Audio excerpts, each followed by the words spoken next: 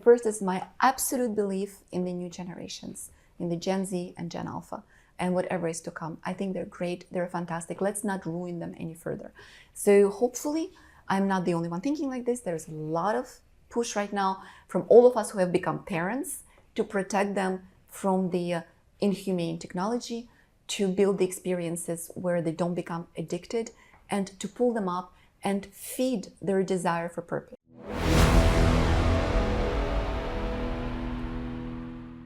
Today we talk about the future of media, and we have with us in our studio somebody who is an expert, who has a lifetime of involvement in media and communication of all sorts, and she is a storyteller, she's a movie maker, she's an entrepreneur, she's a technologist. Welcome to Natalia Tsarkova, all the way from Geneva, visiting us in Dubai. Natalia, welcome. Thank you so Good much. to see you. Thank you for having me. It's wonderful to have you here, and it's wonderful to really just delve into your thought leadership in terms of where media is going, because this is a burning question for all of us. And everybody has an opinion, but nobody has any real clarity. So can you just take us through your journey in terms of how you started with media? What was your discovery point? What was your epiphany? And bring it to today. With pleasure. My media journey started when I saw MTV for the first time. I was a kid in Latvia, which was then Soviet Latvia. And my world was black and white. There were no neon signs. There were no beautiful announcements, ads. Everything looked so colorful outside of my world. And so I saw an MTV music video for the first time. It was Michael Jackson's Billie Jean. And, remember, it has these like mosaics that he's walking on and this beautiful music, and everything was so new to me. I remember not being able to fall asleep the entire night and thinking, this is the world I belong in. This is the world, and it's real. It's not some kind of a fairy tale. It exists somewhere. So that was my infatuation with screens, and I never missed the music videos since when I was a kid. How old were you then? I was 12 maybe. And I would stay up at night until 2 in the morning, because that's when DJs would broadcast pirated music videos, and I would stay up to watch them. And yes, the MTV world was my discovery. So I ended up applying to Harvard, getting admitted because of MTV. So what did it teach me?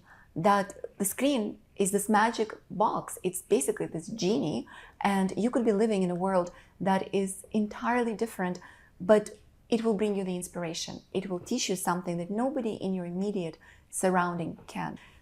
As a little girl in Latvia, I told myself, I'm going to create the most inspiring media platform that any other girl or boy will turn on and get inspired to transform their life. So that brings you to today, but there's a huge gaping chasm Quite in the a bit middle. of time, yes. Yes, in the middle, Yes. Which is where we got social media, which is where the TV was started diminishing, and social media and other forms of streaming started coming up. You have an experience in both music and that. Can you share that with us, and what you learned at MIT Media Lab, and how that fits into this? Absolutely. So after graduating from Harvard, I wanted to work in TV. I took a TV job for a very brief time, an internship, and I realized that that was an old system. It was over. The future was digital.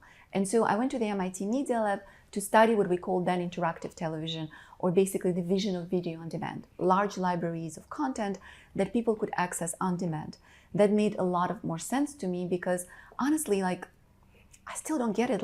Why would somebody want to watch an 8 o'clock news when they can watch the news on demand on CNN, Bloomberg, anywhere at the time they want to? So I was already the product of a mindset of saying linear television, no more. And I wanted to really understand what was going to happen to the media world. How are we going to be able to inspire people more by having these large libraries of content?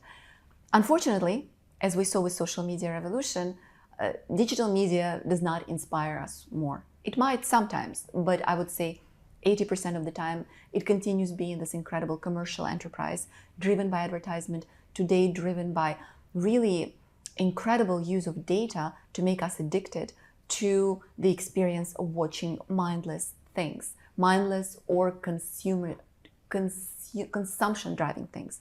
So, TV was already the lowest common denominator to when I was a kid, let's face it.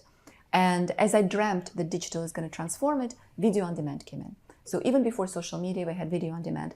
That coincided with the beginning of my career. So I came back to Europe after MIT, and I started basically advising television channels on this new world arriving, which was video on demand, the new rights, and was very lucky to build already in my 30s one of the first hybrid media channels, which was linear and video on demand.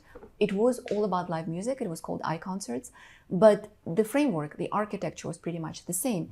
You had a linear channel and video on demand. And this is where when I realized that was not enough.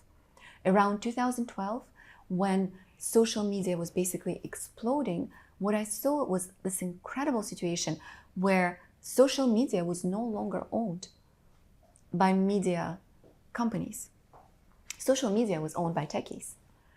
And that basically created this whole new context whereas television was still somewhat inspired, video on demand was driven by demand, but still had the possibility of distributing professional content. Social media brought us in the world where companies that own media platforms do not care about the quality of content.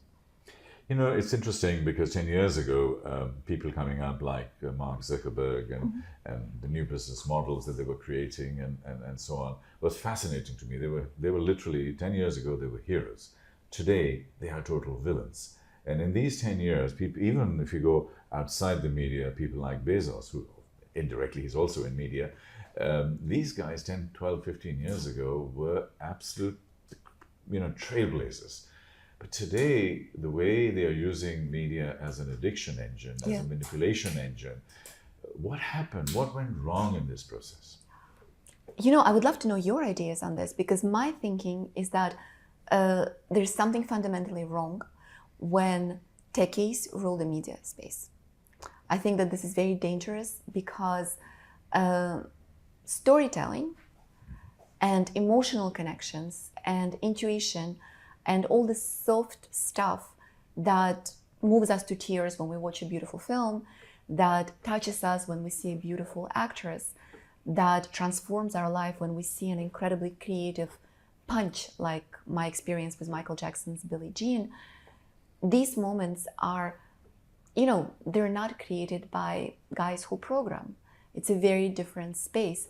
So this is not to say that Netflix, for example, is not a great example of a company that basically was tech, but is investing in fantastic content. So we're not losing talent, we're not losing creativity, but I do think that we need a lot more media, emotion, and culture-driven focus within the tech space, because technology now is indissociable from media distribution. And so it's as if, the publishing homes were owned by people who don't read books. We can't do this. So, this is where this disconnect, which I think is temporary, because in the long run, there's still a lot of space for a combination of media and technology. What do you think? Yes, it's interesting you say. I mean, it's a great insight that media is being run by techies, which I had never heard it framed in that way. I mean, we sort of intuitively know, but we hadn't heard it framed that way.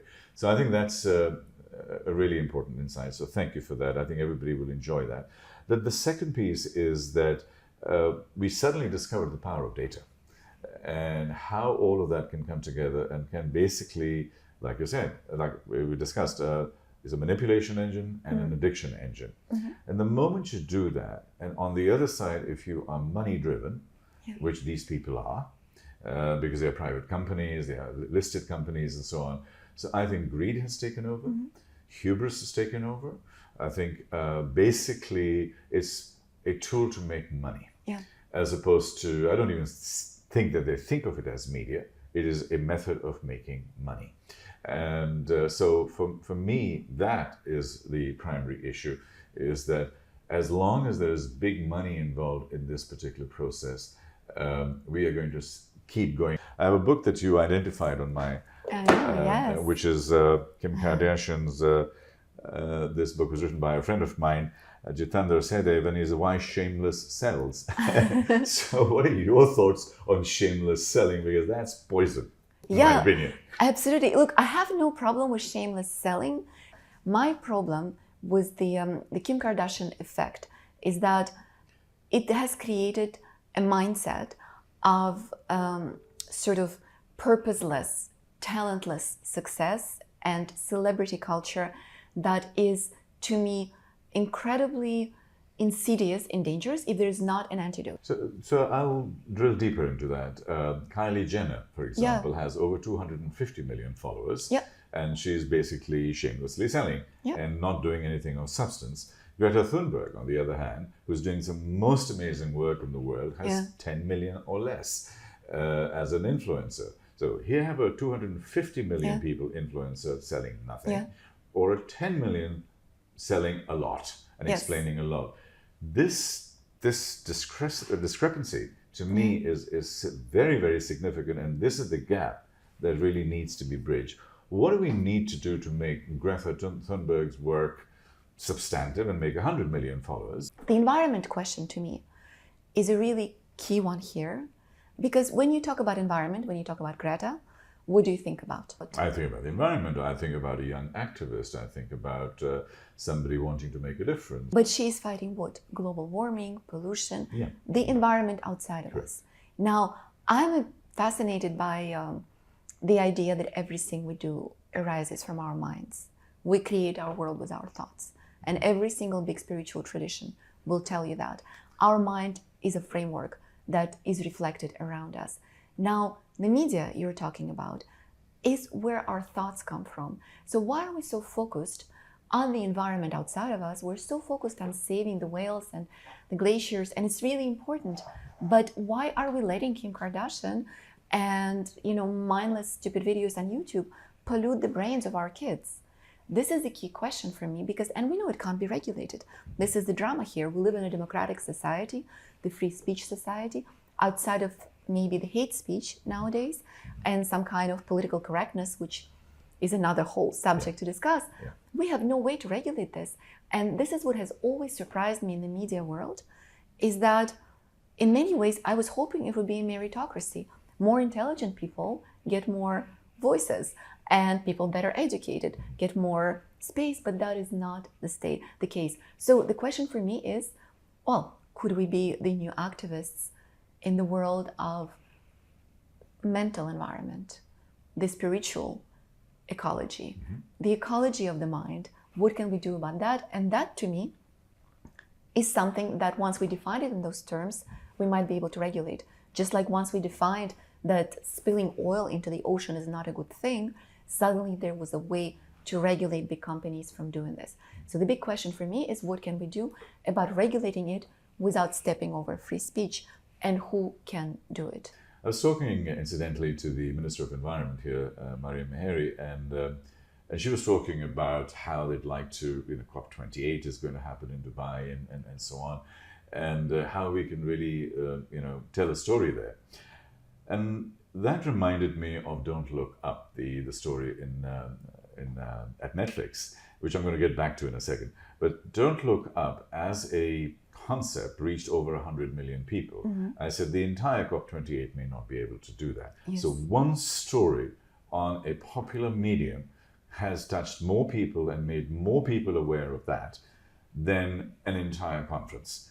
My thinking is that the only way out is to find business context where this can work, which is, what Netflix did with Don't Look Up, because they created something that actually worked for their viewers. And therefore, I think that Netflix is a fantastic example of a company that's spending money on quality content, but they're getting in trouble doing this, You took the words out of my mouth, because their whole strategy towards creating their own content is actually bringing the share price down, because they're spending so much money doing that. Exactly. So they're moved away from an aggregator and a platform for distribution to a content creator, and then distributing it. And that actually is completely dislodging the entire business model and the purpose that differentiated them. So I will be honest with you. I spent my life looking for an economic model for an inspiring media. That's like the purpose of my life. All my life, whatever I've built, whether it's a TV channel, whether it's what I'm doing now, it's all about saying, what would be the business context to create media that actually will elevate and inspire. And it can only happen in certain moments. Like MTV at the time in the 90s may have been that, it no longer is, you know. I think that today, one thing we've learned is that the government financed educational channels, I don't think are the answer, because they're run by politicians. And so they're either elitist or they are, promoting some kind of political agendas, which to me are very removed from culture and art and what we really should be focusing on to elevate the society at large, because it creates polarization, hatred, etc. Why do I think that government channels will not get it done, at least in Europe? It's because it's run by politicians, and if you look at the Maslow pyramid, the politicians are not on top of it. They still have things to prove. They still have money or status or something to fight for. And that's why perhaps as a child of what was then Soviet Union, I instinctively distrust politicians. My big hope is actually on brands and big businesses, because I think that as human beings, we're naturally constructed to search that elevation and self-expression. And once you have everything, once you've made the money and you have that amazing car and you have that amazing villa and you've proven your status, this is where I think the wake-up call can come. And that's where, as we have noticed, billionaires are the best investors in art, in culture, in charities, everything that truly matters to elevate the society. So my thinking after all these years of a career is that this is where the money to support cultural content production should come from. Not from governments, but from the business leaders and people who have accomplished and climbed to the top of the pyramid. Okay, I will push you back very hard on that one. I mean, Please. because I think all of these billionaires are going into basically greenwashing and blue washing and art washing and stuff. And yes, they've reached to the top of the pyramid, but there are two or three critical issues for me. One of them is a values-based issue. Even getting to that point, you don't become a billionaire by being a sweet little person or fulfilling all of your core values and integrity and stuff like that. Jeff Bezos is a billionaire. He's a trillionaire, perhaps. And look at the way he's treating his workers. So for me, and same applies with Elon Musk, who may be a brilliant man, and we'll get to his media. Both of these people are now media owners, by the way. So it actually ties in completely with your thesis. And I'm thinking to myself, these guys have almost become demigods, and they are fighting each other on phallic symbols of rockets going into the air. These are your billionaires, and are you telling me my future is in their hands? Come on. That is a very good question. I think if we educate them, they're better. To me, it's a better bet than the governments, and especially the governments in the countries that are ridden by political strife, etc. Now, I'm not saying that we should necessarily focus on tech billionaires. There's a lot of world out there with family-run companies. We still have family values that are maybe built on slightly different mindset companies in the luxury space, for example, in Europe. LVMH is a classic example. That's where I think we should be looking into finding that support for culture-focused media, and then the other ones hopefully will catch up. So I'm not making a bet on my friends from MIT who made billions in Silicon Valley. I'm not. I went to school with them, and I think that, what you brought up is very important. I think the first litmus test is how are you treating people around you? It's not about how much money you've greenwashed by investing into saving whales in the ocean. It's about how are the employees in your company feeling, and have you communicated something inspiring to the generations to come? And are you a role model? And all of that is actually, the necessary learning curve for this new money. You're creating this very dystopian future in my mind, where I just feel that in 10 years' time we'll be run by LVMH and Amazon and maybe Tesla. But aren't we already? These big companies already running our minds, like you're saying. So the question is, what can we do to switch the paradigm? Because I don't think it's going to, all of these regulations and what governments are trying to do to regulate the monopolies are not going to solve the media problem. Kim Kardashian is not going to go away. We've got to make her uncool. How do we make Kim Kardashian uncool through establishing certain values that are cultural, saying, you know, my daughter, we went to see to the Louvre the other day, and she came out, she said, Mommy, that was so strange.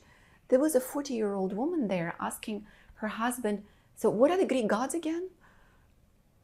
You know, we live in a world where culture is deteriorating. I'm sure that woman would know lots of cool Instagram accounts, and she would know how to put on the fake lashes and how to dress in a certain way, but not who are the Greek gods and who is Mona Lisa and why am I here at the Louvre? You know, Louvre was amazing because you know what happened? We walk into the space where Mona Lisa is hanging, and I see this huge crowd of people who I assume are there to look at the Mona Lisa. And my daughter wanted to take a BeReal. We can get to BeReal later because it's a new social platform, hip with the kids. So BeReal is where you take a picture of yourself without a filter and a picture of what you're looking at. She constructed the idea of taking a BeReal with Mona Lisa, which she successfully did. But to do that, we had to get through the crowd. So we go into the crowd, and as you're arriving to the Mona Lisa part, people arrive, they don't look at her. They flip with their phone and take a selfie, and then they move on.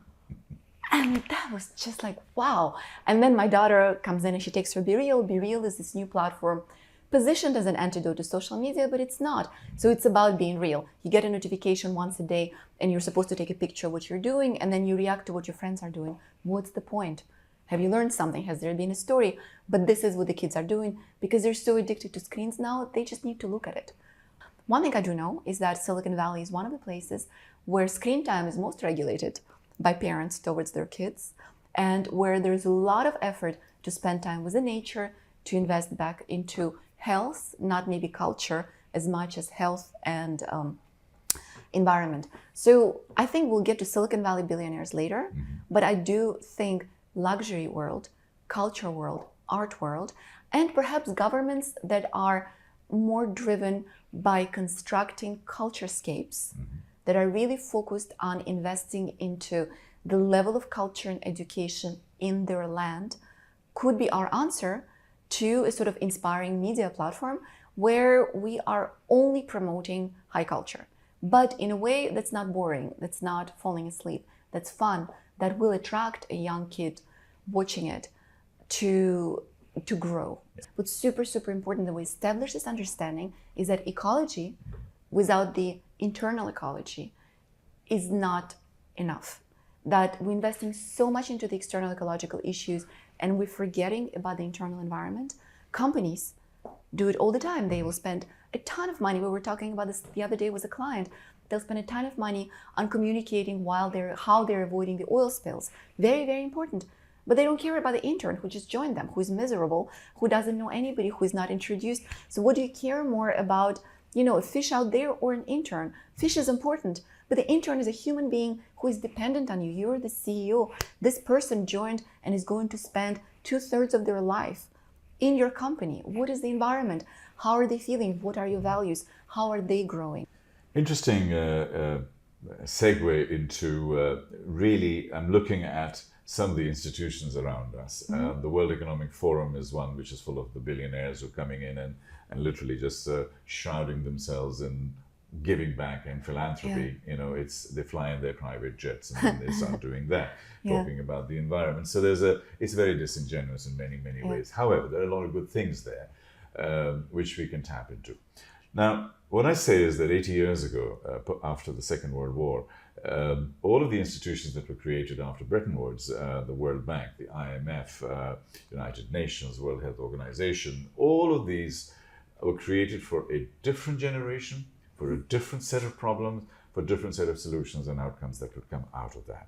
Today, 80 years later, we are still trying to adjust the United Nations or tweak the World Health Organization, who completely failed during COVID because the vaccine was discovered and more than half the world's population didn't get it who needed it, and they couldn't put it together.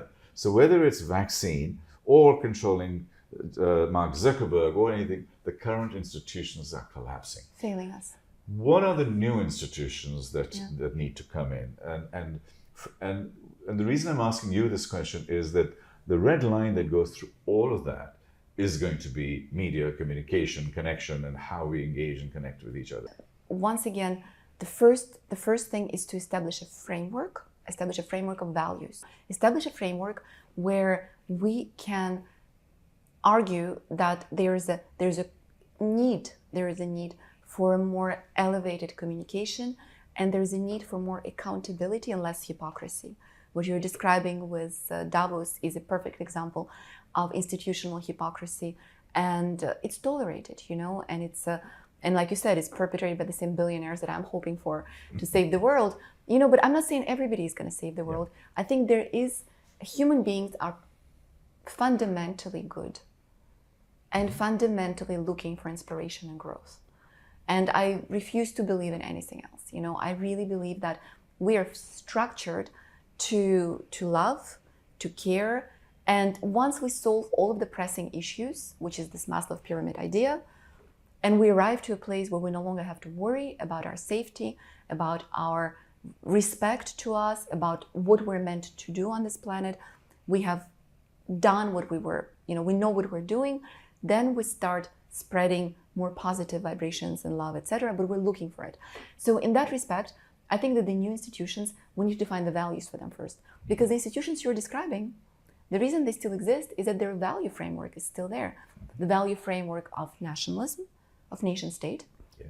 The value framework of capitalism in a way that is defined, the value framework of, now environmental one that is there. So what I'm fighting for is the value framework of the internal environment of the mind. And I think that education is probably the pathway there, because we all agree at least at the need to educate the world population.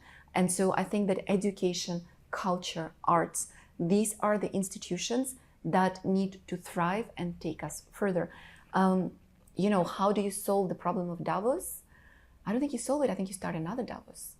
There's a room for creating a future, the beautiful future convention here in Dubai, where we come together and we talk about the beauty, as Andy Warhol used to say, as a sign of intelligence. And we talk about beauty from a point of view of longevity, from a point of view of art, from a point of view of culture, because that's another thing for me. It's a given. What inspires us most is what we perceive to be beautiful. And so a lot of the media today has become ugly. It has become consumerist, it's become dark, and I think it's really, really important, once again, to introduce, to have a certain quota, a certain budget to just documenting beautiful experiences, not just nature, but beautiful people. Every single amazing artist and filmmaker and, martial arts master and a tea ceremony master should be documented and filmed and exposed to the world. And now with digital technologies and social media, we can build communities around them. We can actually facilitate the access. If, years ago when I saw Michael Jackson's Billie Jean, I could not join a community around Michael Jackson and learn more. Today, I could. So, why don't we try to create this space of inspiration? And I think that, to me, are the institutions that will thrive, because as human beings, we have that need. You spoke about the MTV generation, which started changing. It started to change you. Then came the social media generation, with obviously Facebook and so on, but more recently Instagram. Today we are in the TikTok generation, and perhaps a little bit of the creation of the metaverse. Yeah. With your future hat on as a futurist within the media space, and this program is about voices of the future, and you are giving us that voice. How do you see that going forward in the next, say, 5 to 10 years' time, as your daughter is growing older? What is your reference point there? I think the new generations are amazing. Particularly, if we take Gen Z and Gen Alpha that I'm watching grow, they are amazing and they teach us so much. And I don't think, of course, I've talked about the danger of them basically having ADD. They all do. There's no attention span. Things have to be very short, very funny, but they have a great sense of humor. They have a great chutzpah. And most importantly, they have a sense of purpose. Now, I think this is the biggest revolution that we're facing today. The generations growing now, going into the workforce, going into workplaces, going to define how we're going to live in 20, 30 years, they're not going to come and take a job for a paycheck. They're going to come because they want to grow, because they are the celebrities in their own life, and because they are very definitively looking for the sense of purpose. Why am I here? Why am I doing this? So I think we have to understand that we're dealing with generations that are fully tuned to a sense of purpose, of finding what are they meant to do here, and who also are incredibly media savvy, incredibly information savvy, and very quick to learn things and to pick up on things. It's very refreshing to hear that, because every 40, 50, 60 something that I encounter are completely distraught about the young generation that's coming through. So the immune system that is now building up around the older generation is I mean, even the millennials now are getting into that older space. That generation is basically saying these young people, the Gen X and Gen Alpha, Gen Z and Gen Alpha that are coming through, are complete zombies. And but honestly, I hear this all the time. You said, "Oh, the world is just about to come to an end because these people have no sense of responsibility, no sense of connection. They don't have any attention span. They don't want to focus on things. They don't want to go to school, and." So it's nice to hear the other perspective, and you're shaking your head vigorously. Why do you disagree with all of these people, and what do we need to do about it? Oh my God, they're so asleep. They are so asleep. They need to wake up. They need to take some longevity pills and stuff like, go focus on biohacking to stay young and to see this new generation change the world. They are amazing, I mean, I have never laughed as much as I laugh with my daughter's friends, seeing the content they create, the jokes they make, the sense of irony they have. Oh my God, these kids have a sense of humor. You can't even imagine that, These are natural storytellers, they're natural creators, and all of that is fantastic. We're just not giving them enough food. It's, we are not giving them enough like food to feed their curiosity and their culture drive. They are so funny, and this is why I think Be Real is taking off as them, because they're already fed up with the fake media and with the filters. So Be Real is very much about being real, and this is why this generation, the teenagers and even younger, are doing it, because this is where they are going. No longer filters. My daughter always tell me, "Mommy, like, what's up with all these lights?" And you were like trying to pose for the camera when taking your Instagram picture. Just take a photo. Otherwise, they'll know it's fake. You lower your voice when you talk on camera. Sound like mommy. It's like you are who you are. Just be yourself. So I think these generations are great, but this is not to take away from our responsibility to expose them to as much culture and as much inspiration and as much sense of focus, purpose, and flow that we can. Instead of wallowing in our problems and our issues and our sicknesses and our overconsumption, we're the ones who have created it, but they are not the ones who will continue feeding this. In my business advisory work, and especially at boards and so on, I speak about the 60-40-20 rule. The 60-somethings are making the decisions, the big decisions. The 40-somethings are executing it, and the 20-somethings are consuming. So therefore, there's this multi-generational gap. And so how do we overcome that? And one of the programs that we're doing with a company in Oman called Renaissance is to create shadow youth boards where the average age is below 25. This is just one small attempt towards really bridging those two generations, the 60-somethings with the 20-somethings. Fantastic. Now, what do we need to do, in your view, to really bridge the 40s and the 60s to the 10s and the 20s? And what kind of work can the future of media do to basically bring them together? I am doing this a little bit with my current platform, because my thinking has evolved actually since, first as a kid thinking I'm going to own television channels, then building video on demand platforms, then going into social platforms with an idea of not building another open network, but saying, okay, most meaning and intelligence is exchanged within closed groups. And so this is also where we can go away from the lowest common denominator model, because a closed group around a subject or an interest can very well bridge that generational gap, So a very natural environment for that is companies where you do have 60, 40, 20, and they all kind of live together. And thanks to what you're doing with the youth boards, for example, there's a very natural reason to have the 20-year-olds actually go and interview the CEO and tell him, man, what are you thinking, or teach them to pick up the phone and film themselves and say, guys, sometimes we say, you walk into a company today and you ask a 20-year-old intern, what's the CEO up to this week? Or do you know what the company mission is? Or like, what is the objective for this month? Or what is the most inspiring thing you heard there? And they'll just go, huh? On all of it, right? So the idea is that, can we do something? And this is where media is brilliant, because media actually can shortcut that. It could shortcut the CEO to the intern. It can give the intern power because they're way more creative and quick at editing and producing content than the 40-year-old internal communication manager. So this is where I think companies, first of all, to start with organizations, can bring the younger people to not just sit there as a shadow and try to learn, but also teach those mastodons, the old ones, how do you create a content? How do you create a video? How do you interview? How do you tell a story? And that curiosity is going to drive them to document what's going on. The same applies to events, to conferences. The same applies to universities, to educational environments. We had a fantastic experience with Google, where in Indonesia we had 3,000 students using the platform to share their stories, and by doing that they met each other. And so I think that every time somebody shares a story on a social media platform, which is private and secure, two things happen. As you know, recording a video changes you.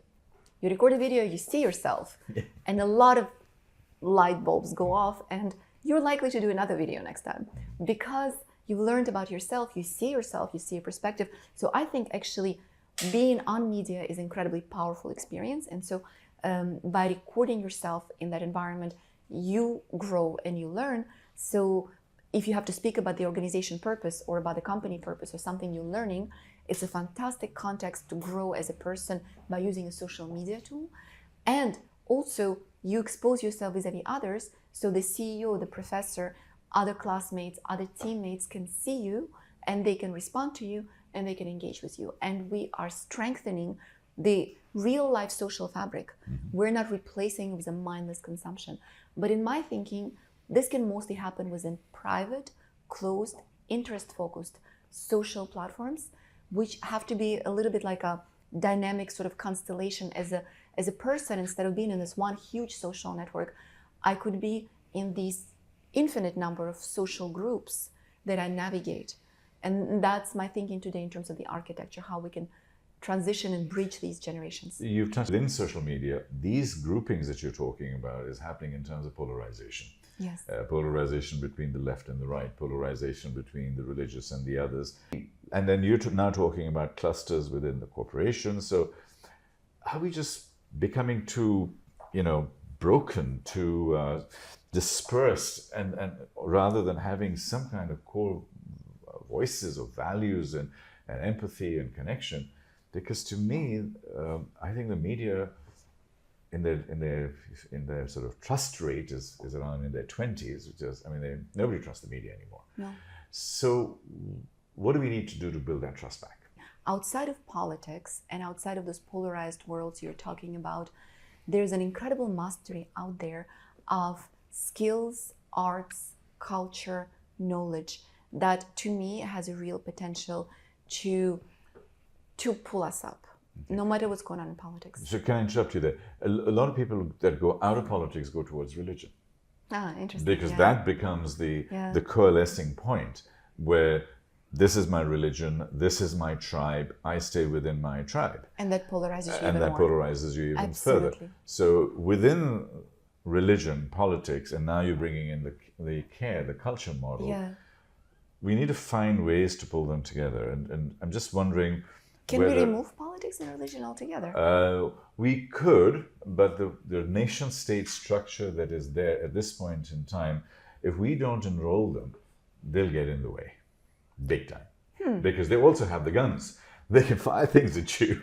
Yes, I agree with you. So that aspect has to be brought in. But I think if you involve them, you're screwed. It's not going to be a solution. Okay. I think the only thing you can do is maybe just avoid all of the political positioning and religious positioning altogether. This does not exclude spirituality, because I think we also can see a lot of, which is why I think business world, I come back to it, I actually see hope in it, because it's sort of, it's clean. Companies are not democracies. Companies, you don't vote a CEO. You do. It's called a stock market. It's called shareholders. Well, that's true. And it's all driven by money and greed and hubris and ego, and that's what business is. And they all run like that. I think it depends. I think there are still companies that are founded by brilliant people who are building something valuable. I think that, of course, until they lose their way. There's an element of that when you go public or you become. Yeah. But my gut feeling is that, like you said, nation states, politics, religion I just steer away from it. So I live in a kind of bubble, like you say, this utopian bubble Yes. of saying striving for a world of intelligent, enlightened, inspired, educated, successful human beings who can share the knowledge and the depths of their inspiration with the rest of humanity. That's what I envision. It's very utopian. It's amazing. I mean, we need to have some kind of dreams in utopia. To me, politicians and big business are sort of close cousins. Yeah, it's They true. work very, very closely together, and basically they manage and control us. So now, looking forward the next 5 to 10 years in the future of media, would you want to reiterate some of the thoughts that you have discussed and some succinct messages where we have something to take away with us after this crazy discussion we've been in all sorts of directions? Well, I think the first, like I said, the first is my absolute belief in the new generations, in the Gen Z and Gen Alpha, and whatever is to come. I think they're great, they're fantastic. Let's not ruin them any further. So hopefully, I'm not the only one thinking like this. There's a lot of push right now from all of us who have become parents to protect them from the inhumane technology, to build the experiences where they don't become addicted, and to pull them up and feed their desire for purpose. So that's the first thing. I'm very optimistic there. The second one is I still maintain that I think that the money for intelligent media production should come from business and not the government. And it might come, like in South Korea, from the government that's focused on building the culturescape. And I think this is also happening here in the Middle East, and that's fantastic. But it should not come from political government that's creating its own elitist structures. That does not work. And that media should be entertaining and creative enough, like what Netflix is doing, to compete with the Kardashians, and not a snooze, boring educational content.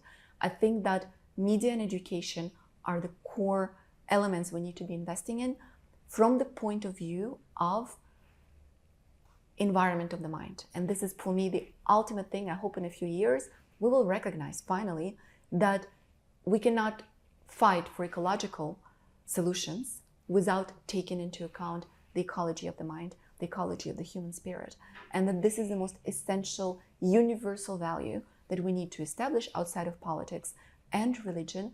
And it has to do with the fact that we need to care for human beings, their education to begin with when they're kids, but also their level of culture and their level of happiness. And that is as important environmentally, or maybe even more important, than fighting the global warming. On those beautiful thoughts and insights and comments, thank you very much indeed, Natalia. Thank you for having me. And thank you for all of you. This has been a very interesting, meandering discussion into the future of media, but it has touched all our lives in different ways. Thank you very much to all of you, and thank you again. Thank you All so the best. much. Cheers. Thank you. Bye-bye.